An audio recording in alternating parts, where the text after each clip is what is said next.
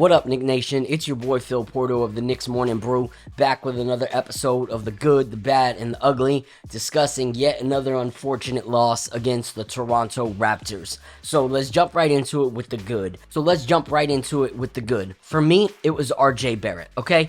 RJ, I gotta give it to him. You know, he was 55.6 from field goal. He was 50% from three, had 7 rebounds, had 5 assists. And when our team was kind of stagnant offensively and we were starting to really fall behind, it was his efforts to create and make buckets that really helped us. His drives to the hoop, unfortunately his free throws weren't as great as I would like to see them, but he put in that effort, he put in that heart, and honestly without him I think we would have lost by a lot more. So I gotta give it to RJ Barrett for at least putting in that effort and seeing production underneath the basket. So for me, him and Obi Toppin are the only reason we didn't get completely blown out in that game. So let's jump into the bad. For me, it had to be the turnovers. It was seriously embarrassing. We had 16 turnovers, which I think led to like 26 points or something for the Raptors to their 7 turnovers. They know how to guard the ball. And you know why they know how to guard the ball? Because they know how to move the ball. They know how to make sure that everyone in their offensive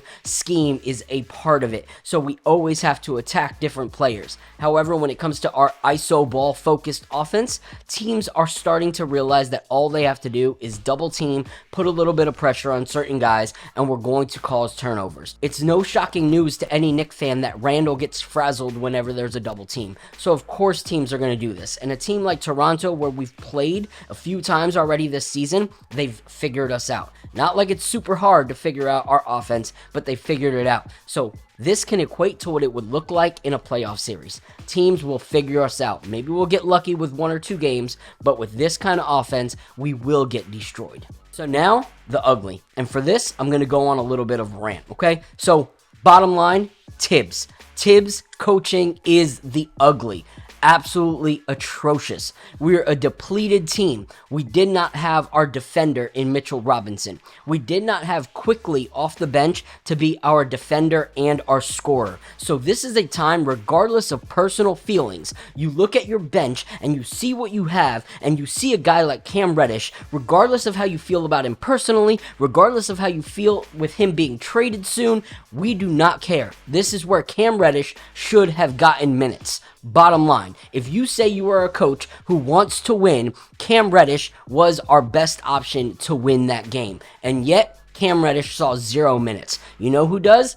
Evan Fournier comes back into the game and shows face. And honestly, that leads to another ugly. Fournier and Ihart combined had 36 minutes, okay? Both at 33% field goal percentage, and they had a whopping 10 points. 10 points. Yet you get a player like Obi Toppin who comes in, he has 14 points on 71% from field goal and 80% from three-pointer, and he only gets 10.5 minutes and then does not see the rest of the game. So I was watching through the Toronto Sports Network, and when you hear them saying how they are confused, how Obi Toppin is the only reason the Knicks had a surge to get back into the game, and how they are confused why Obi Toppin has not come back, that is a sign that your coach is done, that he is washed, that he needs to be removed, okay? They even said that Raptors fans are thankful for the coaching decision of not bringing Obi Toppin back in.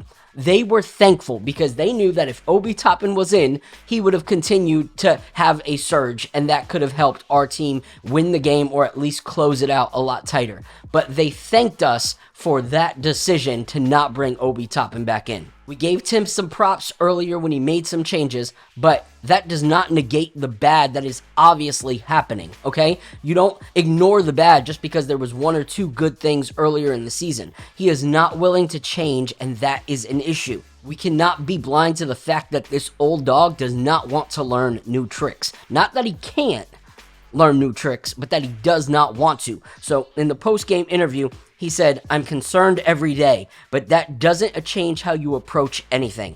And that is the frickin' problem. The fire Tibbs chants need to be at their loudest when they come home for their next game at Madison Square Garden. That needs to continue game in and game out until this changes, okay? And no, that's not me trying to be an anti-fan. That's me being a true fan who wants to see the best for our team, who wants to see the best for our players. And Coach Tibbs is not that. This whole I need to go back and look at the film excuse is washed. Our coach is washed. So he is my ugly for today's episode, and as long as this continues, I think he could be my ugly for the rest of the season. So until next time, blessings.